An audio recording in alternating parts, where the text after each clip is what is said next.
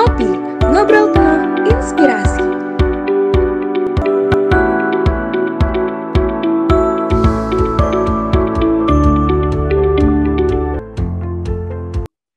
Halo, selamat malam Sobat Ngulik dimanapun berada. Bagaimana nih kabarnya? Semoga selalu dalam keadaan sehat dan tetap semangat ya menjalani aktivitas sehari-harinya.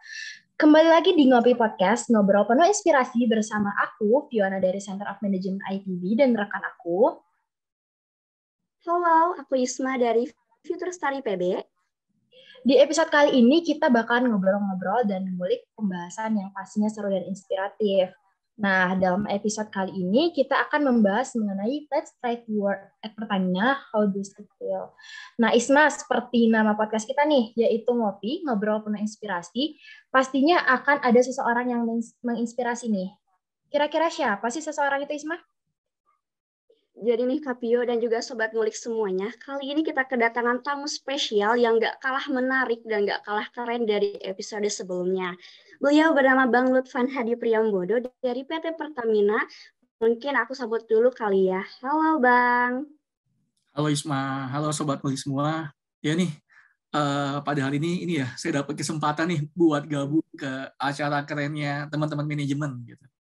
Jadi harapannya kita hari ini bisa sama-sama sharing, bisa sama-sama cerita ya. Jadi nanti pun makin banyak teman-teman manajemen yang bisa join di Pertamina gitu.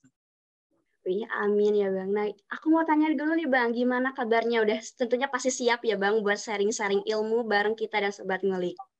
Wah, ini kebetulan sehat sih. Walaupun kondisinya sekarang mungkin sudah banyak pembebasan ya. Udah kita bisa nggak pakai masker di luar ruangan, tapi tetap kondisi badan fit dan tetap jaga kesehatan sih. So far seperti itu. Dan siap banget buat sharing-sharing dan saya pun banyak belajar nanti pun dari teman-teman semua di sini. Ya, alhamdulillah ya Bang kalau sehat. Nah, sebelum kita ngobrol nih Bang, aku mau tanya dulu, Abang sekarang lagi di mana dan lagi sibuk ngapain nih Bang? Saya hari ini di rumah saya di Bekasi dan ya so far sih dari Senin sampai Jumat selain kerja, saya juga punya aktivitas lain. Saya ngelola sebuah brand yang saya buat sendiri juga gitu. Saya lagi develop itu. Ya kasarnya ya saya punya passion lain yang saya coba untuk kembangkan juga gitu selain pekerjaan rutin saya. Kayak gitu sih, Isma. Wih, keren banget ya kesibukan dari Bang Lutfan ini. Semangat ya Bang, terus semangat. Nah, mungkin untuk mengawali pertanyaan, aku mau tanya nih Bang tentang profile, educational background, dan personal life dari Abang. Oke, ya Sobat Ngulik semua, mungkin kita mulai aja ya. Sebelumnya nama saya Lutfan Hadi Priambodo.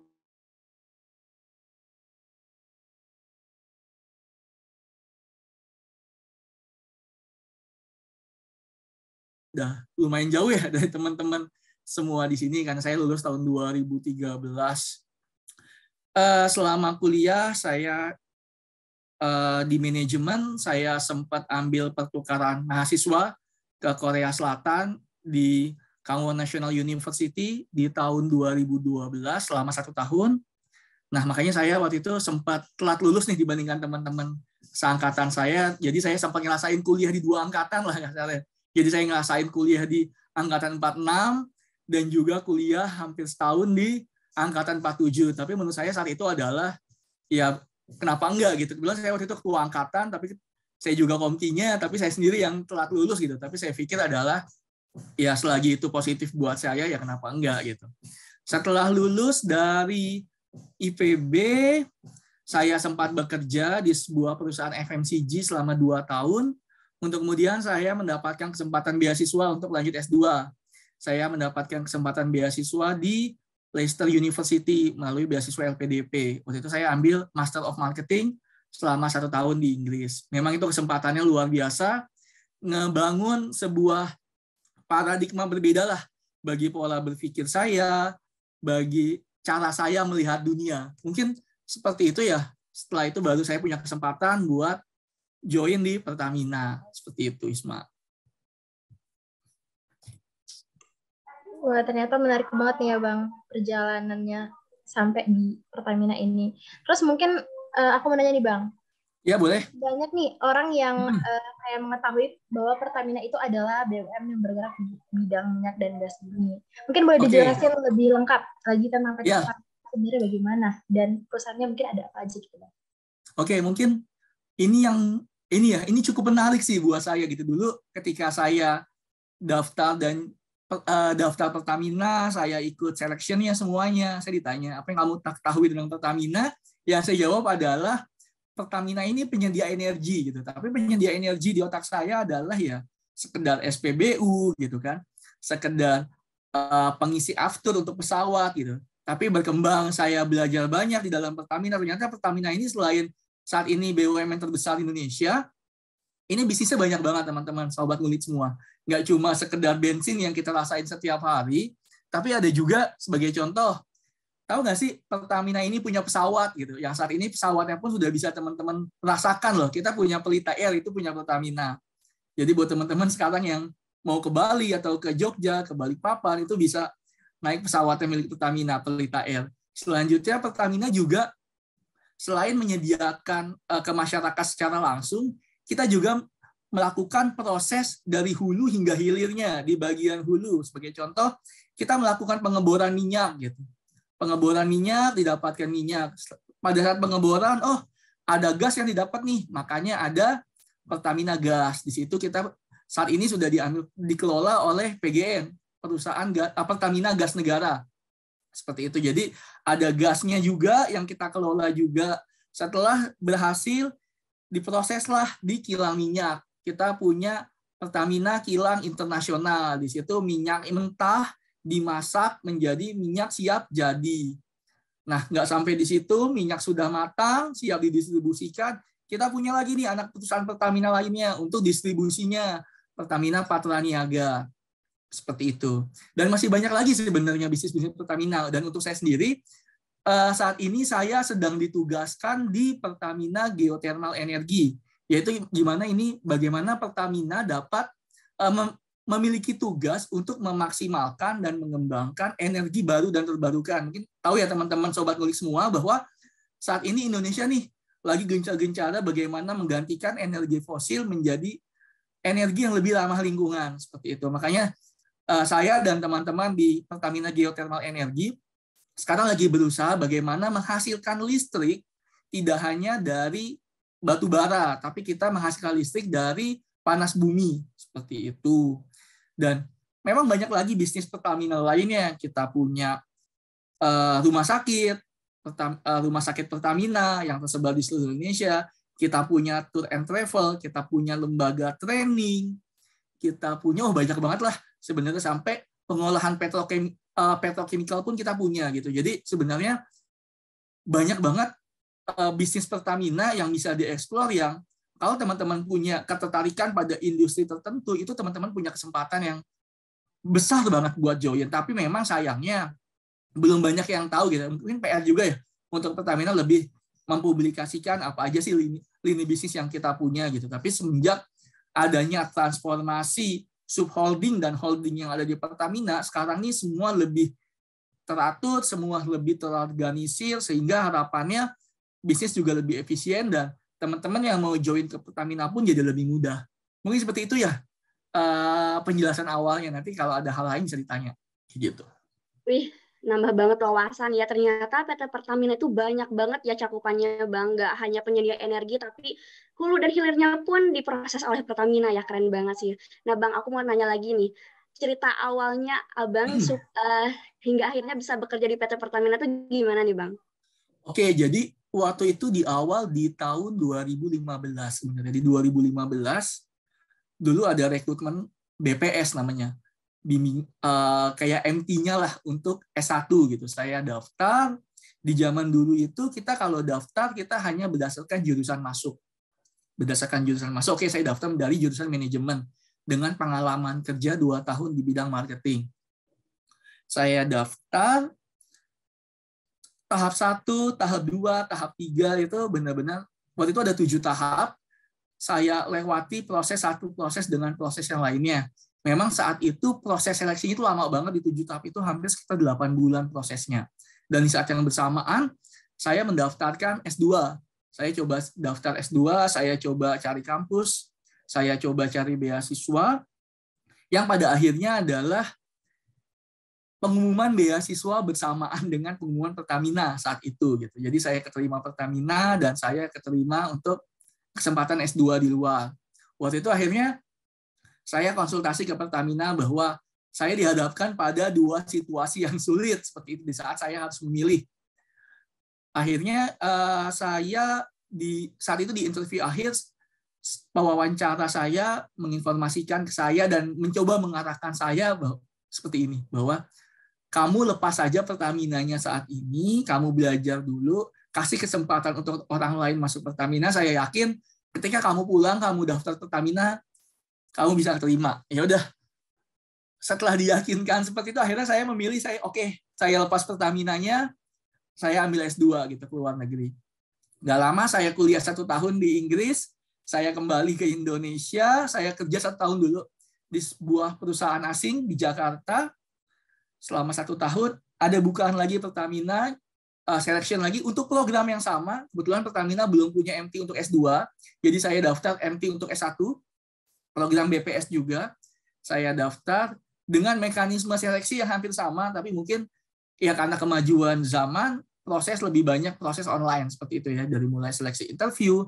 Saat itu belum COVID, tapi memang sudah seluruh proses dilakukan secara online.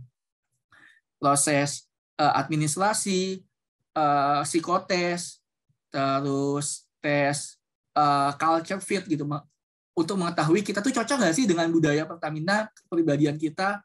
Ada juga tes bahasa Inggris, tes wawancara HR, wawancara user, wawancara akhir gitu. Waktu itu hingga saat ini Pertamina ketika kita mendaftar MT, kita tidak bisa memilih ada di direktorat mana kita akan ditempatkan. Seperti itu. Begitupun saya ketika mendaftar saat itu. Saya hanya mendaftar, saya dari jurusan manajemen. Selanjutnya hasil psikotes teman-teman lah yang menentukan lebih cocok di mana sih, berdasarkan kemampuan akademik, kemampuan soft skill segala macam. Waktu itu saya dipanggil di Direktorat Finance. Saya yang nggak punya background finance, saya yang background S1 S2-nya di marketing, pengalaman kerja saya di marketing. Akhirnya yaudah saya bilang bahwa saya coba ikut seleksi terus.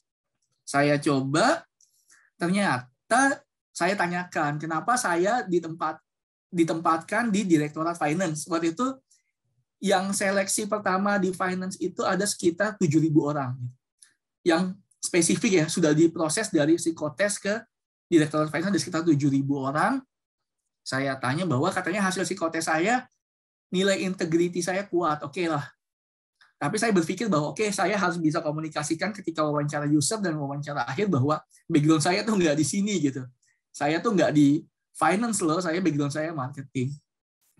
Tahapan demi tahapan saya proses berkurang tuh 7.000, jadi 3.000, jadi 2.000, jadi 1.000, hingga akhirnya wawancara user itu sisa 10 orang.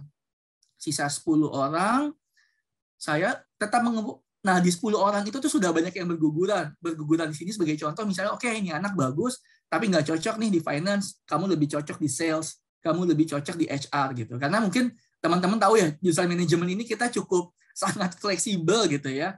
Cukup sangat fleksibel, dan banyaklah slot-slot atau jabatan-jabatan yang sekiranya fit dengan jurusan manajemen. Bisa itu IT, bukan di IT Pertamina pun ada jabatan tertentu yang harus diisi dengan jurusan manajemen. Ada HR, ada bagian planning, ada finance pun ada, bagian sales juga ada gitu. Bagian marketing, bagian communication itu dari manajemen banyak. Tapi kebetulan nasib saya, garis tangan saya menempatkan saya di finance waktu itu. Tapi waktu itu saya sudah menyampaikan, tapi ternyata dari pihak vice president, dari pihak direkturnya masih percaya, enggak, kamu di finance aja, oke. Saya turuti sampai akhirnya saya keterima, dan ya sampai sekarang saya masih ada di Direktorat Finance gitu, walaupun memang berbeda dengan background yang saya miliki ya.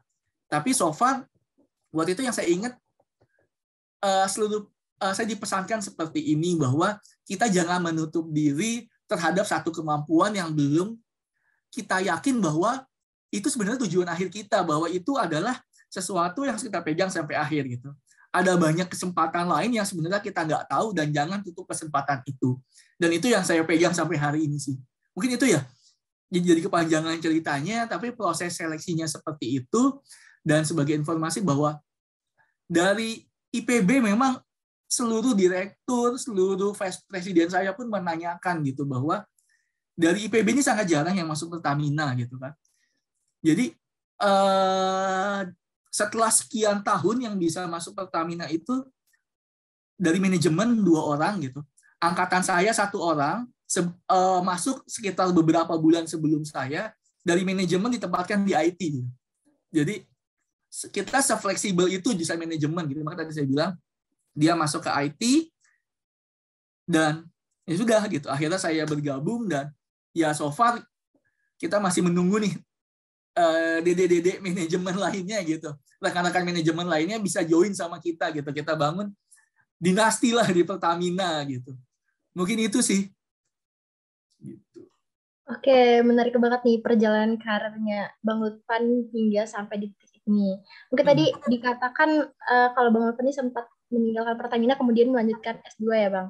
Iya. Kemudian itu kan setelah berkuliah di Inggris tadi kalau nggak salah ya Bang. Terus ini mau nanya lagi nih Bang, apakah yang bisa diterima di Pertamina ini hanya lulusan universitas ternama bahkan luar negeri, atau setiap orang ini memiliki kesempatan yang sama asalkan ada kemauan dan usaha begitu Bang? Mungkin ini ya, ini sih yang saya rasakan gitu. Mungkin banyak di luar sana yang bilang bahwa buat masuk BUMN tuh harus punya orang dalam, yang masuk BUMN itu harus punya kenalan gitu. Ya mungkin kalau buat saya pribadi itu merupakan omongan-omongan yang apa ya, orang yang nggak mau berusaha gitu, orang yang nggak mau menerima realita bahwa kita tuh di dunia ini berkompetisi gitu.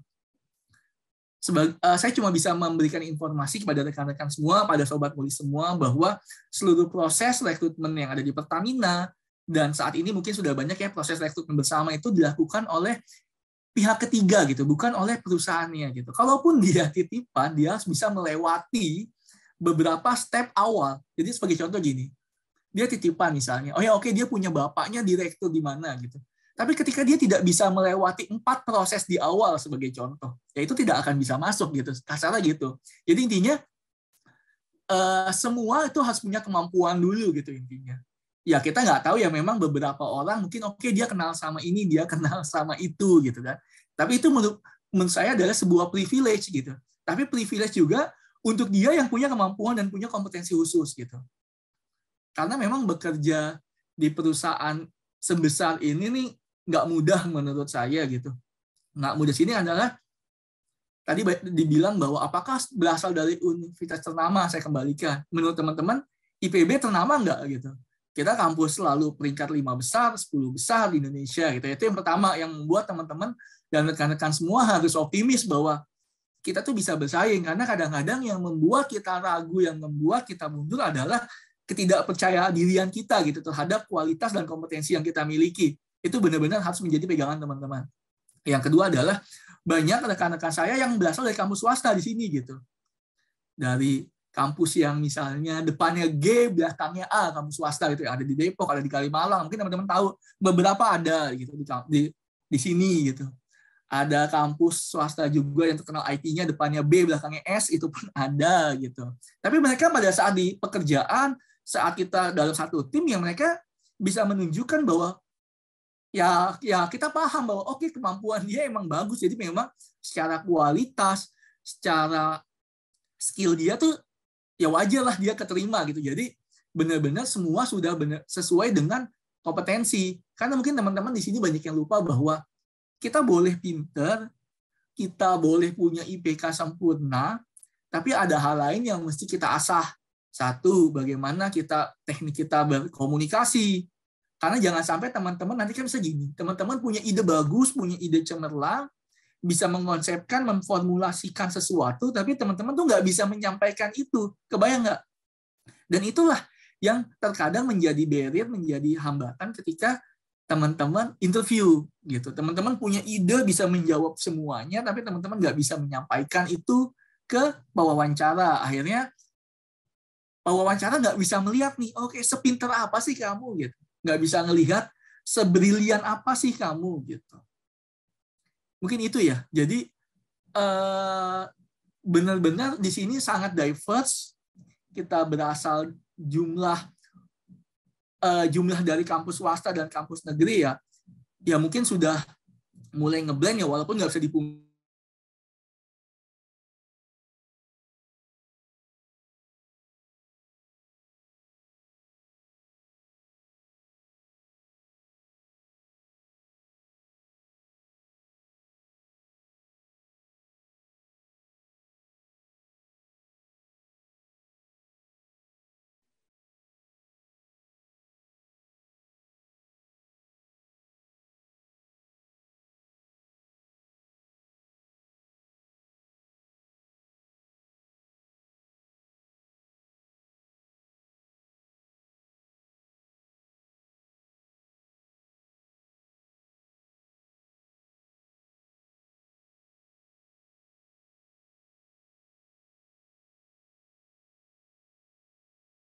Standby dulu ya guys.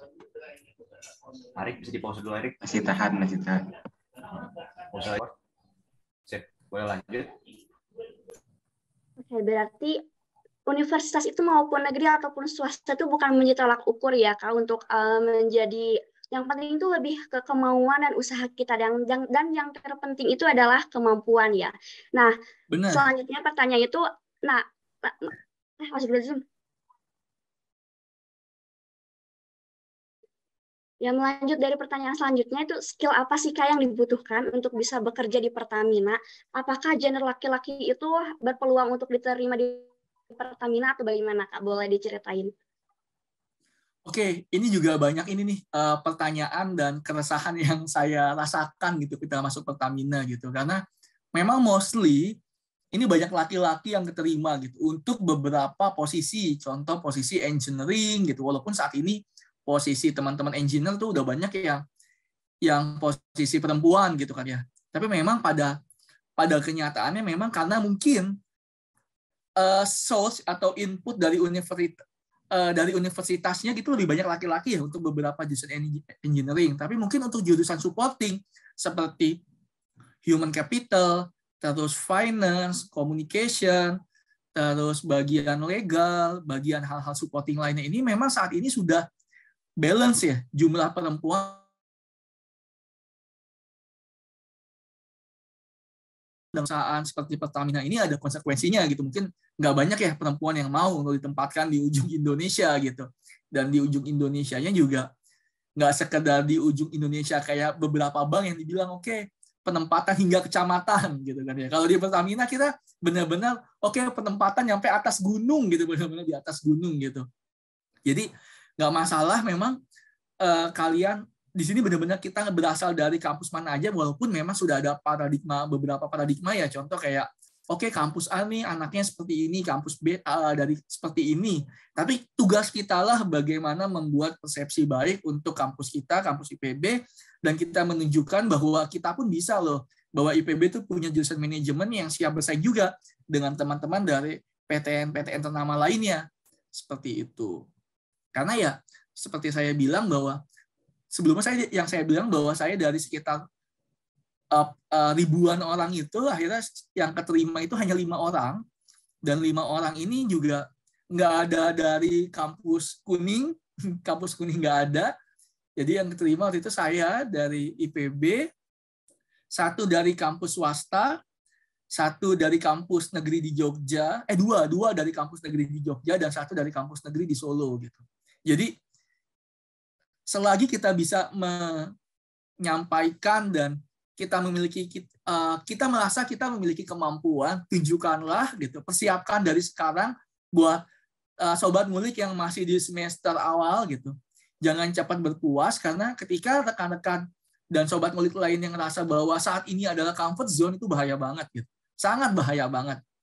Karena sekali lagi bahwa kompetensi untuk siap teman-teman bersaing di dunia kerja itu disiapkanlah sedini mungkin gitu. Jangan menunggu semester 7, semester 8, itu sudah sangat terlambat.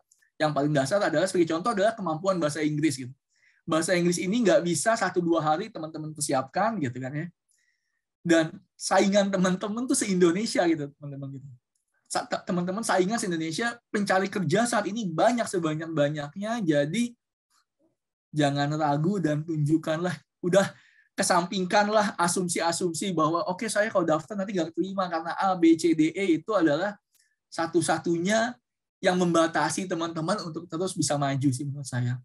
Mungkin gitu sih. Oke Bang, jadi bisa dikatakan sebenarnya gender tuh nggak berpengaruh ya Bang. Yang penting kita tuh Enggak punya sih.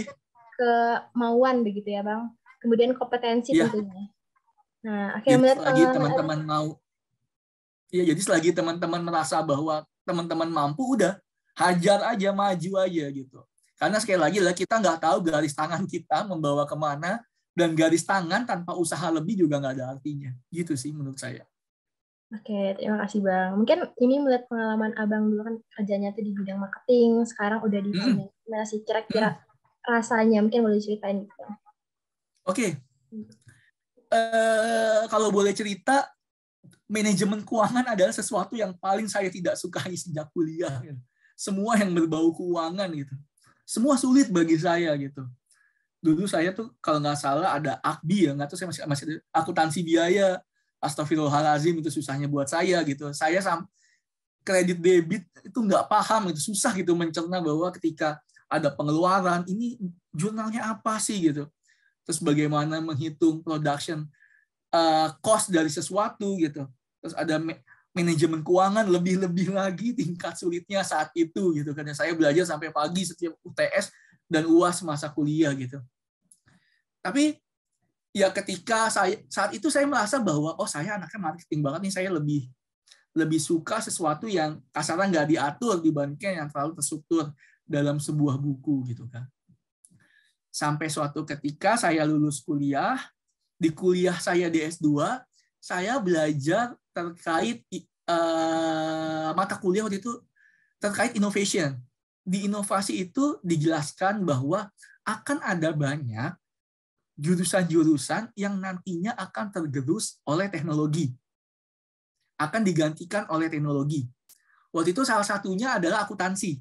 Akuntansi dibilang adalah pekerjaan akuntansi yang related dengan akuntansi. Jadi pekerjaan akuntan adalah pekerjaan yang nantinya akan digantikan oleh robot.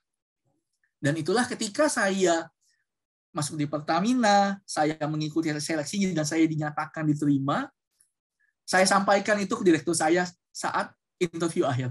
Kan kadang-kadang ditanya ya, apakah ada pertanyaan yang ingin disampaikan? Gitu. Biasanya itu adalah inilah standar kita interview kerja gitu. Saya menanyakan bahwa saya pernah mendapatkan sebuah insight bahwa jurusan akuntansi ini jurusan yang akan hilang gitu. Jurusan yang nantinya akan digantikan oleh robot. Kebetulan direktur saya ini adalah lulusan dari US, dia lama kerja di McKinsey, jadi ya sudah banyak lah terkait manajemen strategi gitu. Dan dia bukan orang akuntansi juga gitu. Dia ngomong gini, benar sekali gitu, bahwa di Pertamina kita sudah bukan zamannya kita membukukan sesuatu seperti orang akuntansi yang kolot gitu. Saat ini kita bagaimana fokus ke analisa dan strategi dan juga yang hubungannya dengan pengambilan keputusan. Waktu itu saya diinfokan seperti itu. Jadi kamu nggak perlu khawatir, kamu nggak ngerti debit kredit, kamu nggak ngerti bagaimana membuat jurnal, itu nggak ngaruh sama sekali karena kita sudah pakai robot dalam memprosesnya. Itu yang dibilang oleh direktur saya. Saya yakin dong. Oke, aman lah ya udah. Oke, saya sign kontrak, saya bekerja di Pertamina, saya OJT 1 tahun gitu kan. Memang di Pertamina seluruh proses pembukuan, seluruh proses pencatatan itu sudah dilakukan secara otomatis by robotik gitu ya. Kita sudah punya robot yang melakukan proses scanning dokumen, ada dokumen nih satu dibaca sama robot secara otomatis, itu di layar di komputer kita tuh langsung ke bentuk jurnal secara otomatis. Apa terhadap apa itu otomatis semuanya gitu. Jadi saya nggak perlu mengerti itu. Dan jujur sampai sekarang debit kredit apa terhadap apa saya masih nggak ngerti juga gitu. Tapi buat saya prinsipnya adalah bagaimana pola berpikir kita pada suatu proses bisnis gitu. Jadi itu mungkin hal teknis ya. Bagaimana hal teknis, tapi saya mencoba bagaimana saya belajar. Saya dari S1 saya beranggapan bahwa saya di S1 disiapkan untuk menjadi siap latih gitu. Saya percaya bahwa saya siap latih sehingga apapun yang menjadi tantangan di depan saya siap bekerja atas hal itu. Makanya saya saat ini ditempatkan di bagian pajak gitu. Di bagian yang mungkin satu orang Pertamina nggak ada yang mau ditempatkan di sini gitu. Karena apa? Udah paling susah, paling males gitu, paling ribet, kerjanya ke pengadilan mulu karena sengketa-sengketa pajak. Tapi ya saya di sini melihat bahwa saya di sini belajar gitu. Kita semua belajar. Dan saya di sini nggak mau berpuas diri bahwa oke, ketika saya sudah mendapatkan pekerjaan yang menurut saya sudah cukup, saya berpuas diri, saya enggak gitu. Makanya di sini dibilang bahwa kok mau sih banting setir gitu dari marketing ke finance gitu. Ya justru inilah saya bisa memberikan sudut pandang baru ke teman-teman di finance ini, bagaimana sih dalam pembuatan strategi-strategi sehingga di finance ini nggak cuma melulu soal angka seperti itu. Dan kesempatan di Pertamina sebenarnya sangat besar ketika kita mau lintas departemen, lintas direktorat. Sebagai contoh, kita bisa loh saat ini di posisi apa, kita nanti ketika ada pendaftaran di fungsi lain, di divisi lain, kita bisa mendaftar untuk di posisi tersebut. Jadi ketika kita sudah masuk Pertamina pun, ketika kita mau naik jabatan, kita pun bersaing lagi gitu. Dengan hal yang sama, psikotes lagi, tes bahasa Inggris lagi gitu. Karena memang di sini kita diciptakan budaya untuk terus mengimprove diri, terus menyiapkan talenta terbaik kita supaya untuk kemajuan perusahaan. Mungkin seperti itu sih. Jadi saya nggak pernah nyesal saya ditempatkan di finance ini, karena saya merasa bahwa itu bisa menjadi nilai tambah saya ya. Ketika teman-teman rekan saya itu berasal dari akuntansi, dari manajemen keuangan gitu kan. Mereka hanya tahu di satu bidang, saya bisa menguasai bidang lain. Seperti itu. Ya, benar, berarti jangan takut ya untuk lintas jurusan, karena kita semua ini belajar ya, dan harus memiliki sudut pandang baru gitu ya. Nah, jadi, Bang, untuk siap latih lah kita. Iya. Bagaimana ya pola pikir kita terhadap bisnis itu ya, Bang? Benar. Ya, proses bisnis. Pertanyaan selanjutnya nih, Bang. Bagaimana sih pertanyaan selanjutnya nih, Bang, gimana sih proses bekerja di Pertamina itu, kayak pengalaman menariknya, suka dan dukanya, boleh diceritain nih, Bang? Oke, pengalaman menarik gitu. Ya mungkin kebayangan rekan-rekannya kerja di Pertamina enak, kerja di Pertamina kantor di Jakarta seperti itu. Tapi ya saya sudah merasakan Pertamina yang di ujung sampai yang paling ujung gitu. Mungkin teman-teman, ya saya kebetulan saat ini ditempatkan di Pertamina Geothermal Energy, di mana Pertamina Geothermal Energy ini mengubah panas bumi yang ada di gunung api menjadi listrik. Otomatis kantor-kantornya ini hanya ada di lokasi gunung api gitu. Dan gunung yang berada di gunung, bukan di kota gitu, bukan. Jadi benar-benar saya pernah ditempatkan di ujung utara ujung utara perbatasan Indonesia gitu, di Pulau Tomohon, di kota Tomohon. Di sana ada gunung api yang coba Pertamina kembangkan untuk memberikan listrik di Pulau Sulawesi seperti itu. Itu saya pernah penempatan di sana. Ya mungkin suka dukanya ya karena saya besar di Pulau Jawa, saya sekolah SD sampai SMA di Jakarta, kuliah di Bogor, ada culture shock juga, saya penempatan di sana. Jadi itu merupakan sebuah tantangan tersendiri gitu. Jadi poin pertama yang saya highlight adalah siap ditempatkan di mana sajanya ini benar-benar siap ditempatkan di mana saja gitu. Baik di garis pantai, di tengah laut gitu, dan sampai di atas gunung gitu. Dan ya kebayang nggak sih teman-teman? Ya mungkin banyak teman-teman saya yang saat ini masih bekerja di tengah laut gitu. Yang hiburannya adalah ya itu-itu saja gitu. Jadi kita banyak mengorbankan fase kehidupan kita untuk pekerjaan kasarnya lah ya. Mungkin itu yang pertama. Yang kedua adalah di sini kita benar-benar terasa budaya kompetisi untuk terus maju memberikan sesuatu untuk perusahaan gitu. Jadi ketika kita santai-santai, kita cukup puas dengan kondisi saat ini agak susah untuk karir kita ke depan gitu. Mungkin ini yang saya menjadi PR juga untuk saya, untuk terus memacu saya untuk terus belajar gitu ya. Terus yang ketiga adalah Pertamina ini memang perusahaan Indonesia, tapi level karena kita sudah masuk perusahaan 500 besar perusahaan di dunia, Fortune 500, maka di sini kita benar-benar banyak berkolaborasi dengan dunia internasional.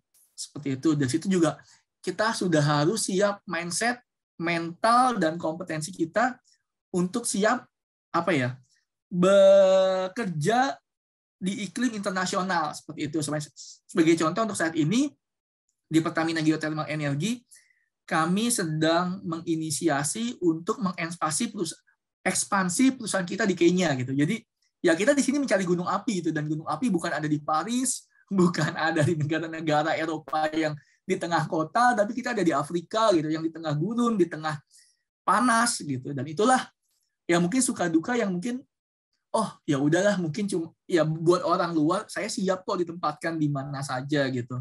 Tapi ya ditempatkan di mana sajanya ini yang berbeda gitu dengan industri-industri lain yang mungkin ditempatkan di kantor gitu. Dan ini kita ditempatkan di hutan becek, ditempatkan di gurun pasir begitu teman-teman yang di bagian hulu, dan juga di bagian kilang yang saat waktu bekerja kita nggak boleh megang handphone sama sekali karena area kilang, area pabrik minyak ini area yang bebas handphone gitu. Jadi nggak boleh ya untuk mencegah kebakaran ya, kita nggak bisa ada handphone, nggak bisa komunikasi, nggak bisa main sosmed gitu. Mungkin itu yang orang-orang luar nggak tahu gitu, tapi mungkin buat anak-anak muda, wah stres juga ya gitu. Tapi itulah tantangannya gitu. Banyak tantangannya, tapi ya ada satu goal gitu ya, mungkin ya kita ini kontribusi kita gitu buat negara gitu. Walaupun ya kita sebagai, ya tahu sendiri ya Pertamina salah satu penyumbang APBN terbesar untuk negara gitu, sumbangsi kita untuk negara gitu. Tapi dengan saat ini ada subsidi di premium, di Pertalite, BBM satu harga gitu, harapannya ya kinerja kita terbayar gitu untuk masyarakat bisa merasakan gitu manfaatnya. Mungkin itu sih. Jadi di segala banyaknya duka dan suka-sukanya kita merasa puas bahwa oke, kita apa yang kita lakukan tuh bisa dirasakan masyarakat gitu sih. Oke, terima kasih banget. Menarik banget nih pengalaman dari Bang Lutfan. Dan banyak banget nih suka dukanya, mulai kayak dari ditempatkan di mana saja, terus mengalami culture shock kayak tadi ya Bang. Dan tapi itu semua memiliki kesan tersendiri mungkinnya bagi diri Bang Lutfan ya Bang. Nah, mungkin terakhir nih, mungkin boleh di-share nih pesan dan tips agar bisa diterima kerja di Pertamina. Mungkin Sobat Ngulik ada yang berminat ya Bang. Oke. Mungkin Sobat Ngulik yang masih di semester 3, semester 4, atau semester awal, semester 1, semester 2, sangatlah bersyukur teman-teman jadi masih punya banyak waktu untuk mempersiapkan diri gitu. Pertamina memang bukan perusahaan terbaik gitu, tapi Pertamina saat ini masih perusahaan terbesar di Indonesia. Itu yang pertama. Jadi siapkanlah segala sesuatu yang teman-teman bisa persiapkan sedini mungkin. IPK bagus memang menjadi kunci gitu, bisa menggambarkan bagaimana tingkat kepintaran, tingkat kompetensi kita. Tapi ada hal lain yang butuh teman-teman explore. Sebagai contoh, teman-teman yang suka berorganisasi, yang nggak suka awalnya, cobalah untuk join pelan-pelan. Mulai dulu dari kepanitiaan, join di BEM. Dulu kebetulan saya aktif di BEMFEM, saya wakil ketua BEMFEM. Teman-teman yang sukanya yang pengen lebih dalam di ilmu manajemen bisa gabung di Himpro Komet, seperti itu. Dari situ teman-teman belajar banyak bagaimana berkomunikasi dengan tim, bagaimana menyelesaikan konflik dalam tim, itu yang sangat penting menurut saya. Dan berbagai macam skill-skill itu akan terbentuk ke teman-teman. Nantinya teman-teman secara natural, secara ilmiah akan membentuk jiwa pribadi yang lebih baik gitu kasarnya, seperti itu. Dan itulah nanti yang teman-teman bisa persiapkan untuk seleksi kerja. Itu yang pertama. Jadi siapkan sedini mungkin bagaimana soft skill lain. Karena apa? Soft skill itu akan tergambar kok dari bagaimana teman-teman berbicara. Yang kedua adalah nggak lain dan nggak lupa adalah penyakit anak IPB nih, bahasa Inggris gitu. Bahasa Inggris ini sangat penting. Ya bahasa Inggris saya nggak jago gitu. Saya nggak jago menurut saya. Tapi menurut saya adalah tips dari saya adalah sampai sekarang bahasa Inggris saya nggak jago. Ya mungkin banyak ngomong, nggak mungkin lulusan bahasa Inggris nggak jago. Gitu. Ya mungkin teman-teman kuliah saya tahu dulu TOEFL saya berapa. Tapi yang saya lakukan adalah saya coba cari titik Saya coba cari titik bagaimana saya bisa memahami bahasa Inggris dengan mudah dengan waktu yang terbatas. Kalau teman-teman, ya saya nggak tahu sih teman-teman percaya apa enggak. Saya tes IELTS untuk persiapan beasiswa dan persiapan mendaftar S2 itu hanya bermodalkan 3 tenses. Past tense, present tense, future tense. Tapi itu saya dalami gitu, karena saya merasa saya nggak mungkin otak saya sanggup saat itu untuk mempelajari di saat saya nggak bisa bahasa Inggris gitu. Tapi saya menggunakan 3 itu, saya maksimalkan, saya kejar semuanya, dan sampai sekarang inilah saya pun masih belajar bahasa Inggris gitu, karena menurut saya belajar bahasa Inggris nih sesuatu yang kalau kita nggak pakai akan lupa gitu. Jadi saya masih belajar, jadi masih ada waktu, dan saat ini belajar bahasa Inggris nggak terpaku di tempat kursus gitu. Saat ini sudah banyak kok di Instagram suka muncul di IG story saya gitu kan, misalnya kayak belajar bahasa Inggris hanya 100.000 selama 1 bulan atau 100.000 selama 2 bulan, ya mungkin teman-teman bisa sisihkanlah uang jajannya sedikit buat join, atau join di klub-klub conversation bahasa Inggris, sudah banyak di online juga, dan saya pun sempat lihat banyak kok komunitas-komunitas bahasa Inggris yang secara gratis, yang secara rutin mengadakan pertemuan, teman-teman bisa saling ngobrol dalam bahasa Inggris. Yang pertama adalah teman-teman akan banyak terlatih vocab. Yang kedua adalah teman-teman PD. Ini yang sangat penting, PD-nya ini. Kita tuh PD itu mahal banget gitu dalam berbicara bahasa Inggris gitu. Tapi inilah yang membuat kita bisa bersaing dengan teman-teman di kampus kuning, teman-teman di kampus biru yang mungkin dalam keseharian mereka sudah menggunakan bahasa Inggris setiap hari gitu. Dan mungkin rekan kerja saya dari jurusan manajemen di kampus biru, dia ya kuliahnya memang 3 tahun untuk S1-nya, dia sudah full menggunakan bahasa Inggris dalam proses belajar mengajar di kelas gitu. Dan itulah yang membuat mereka percaya diri ketika interview, ketika FGD menggunakan bahasa Inggris. Dan itulah menurut saya PR kita untuk tetap percaya diri gitu. Dan yang ketiga adalah jangan underestimate diri sendiri gitu.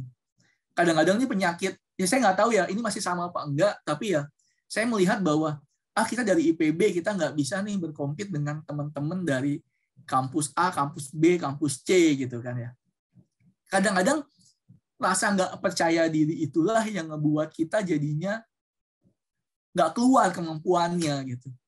Jadi buat teman-teman yang di semester 7, di semester 6, ya mulailah percaya diri ketika teman-teman sudah memiliki kemampuan gitu. Tapi ketika teman-teman merasa ada yang kurang, ayo belajar gitu. Nggak ada IPK memang kunci tadi saya bilang bahwa, tapi IPK bukan segalanya. Gitu.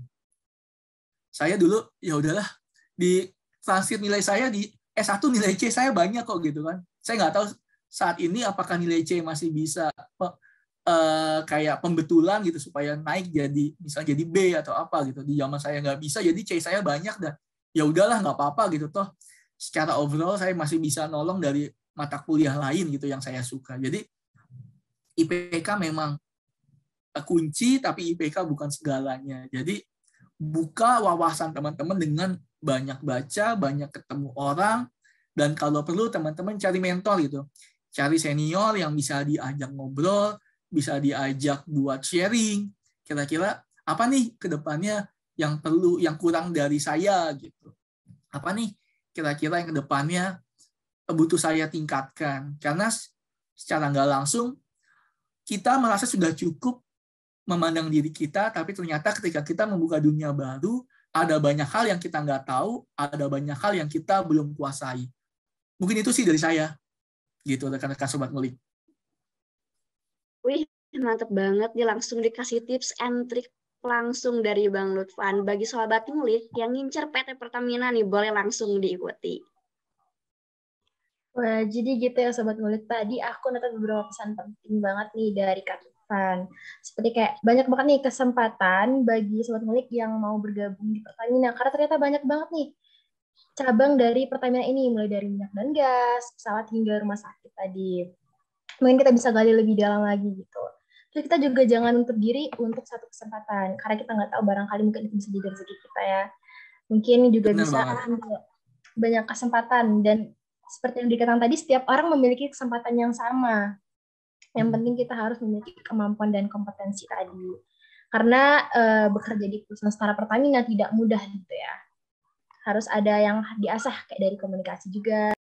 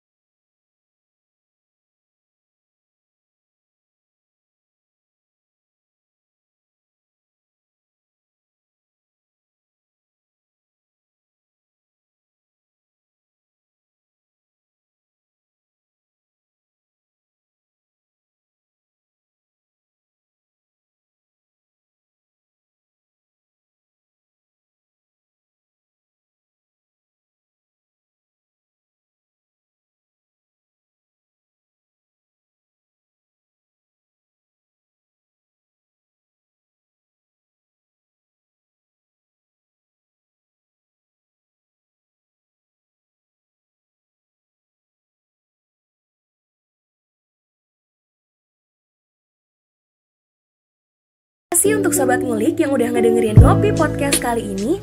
Dan jangan lupa untuk tetap stay tune di Ngobrol Penuh Inspirasi selanjutnya. Bye-bye!